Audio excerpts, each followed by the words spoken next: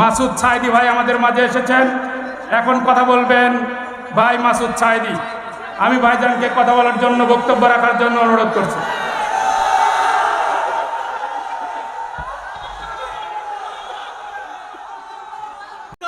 আওয়ামী লীগকে নিষিদ্ধ করা হয়েছে। ওরা চেয়েছিল আমাদেরকে নিষিদ্ধ করতে, আল্লাহ তাআলা ওদেরকে বাংলাদেশ থেকে চিরতরে নিষিদ্ধ করে দিয়েছেন।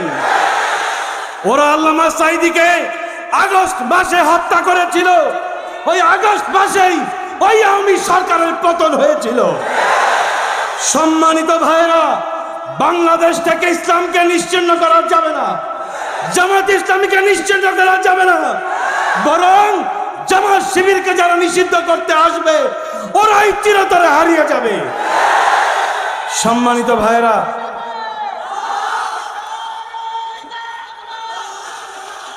সম্মানিত ভাইরা, আমার শহীদ পিতা আল্লামা সাঈদী যখন কারাগারে ছিলেন, একবার তার সঙ্গে দেখা করতে গিয়েছি।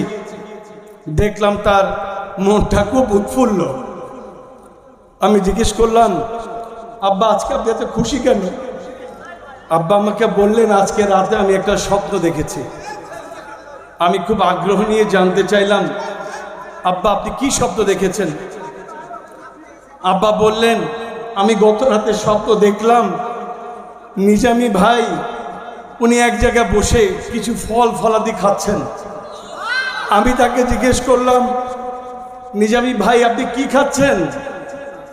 আমাকে জবাবে নিজামী ভাই বললেন, সাঈদী ভাই এটা তো সেই জান্নাতের নাজ নিয়ামত যার ঘোষণা দিয়েছিলেন। আব্বা কথা বলে কেঁদে ফেললেন। আমি ব্যারিস্টার মোমেনকে আব্বার সঙ্গে সাক্ষাৎ শেষে এই ঘটনা শুনিয়েছিলাম।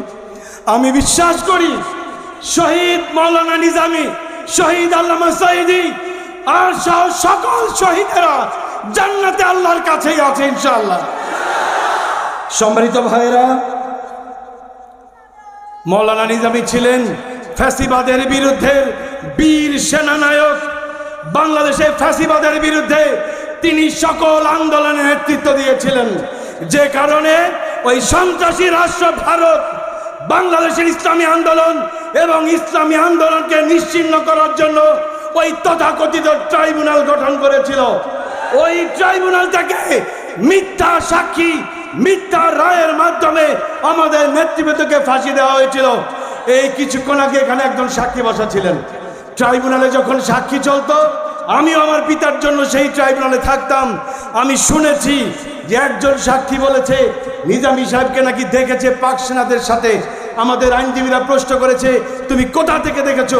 তিনি বললেন, আমি 3.5 কিলোমিটার দূর থেকে দেখেছি।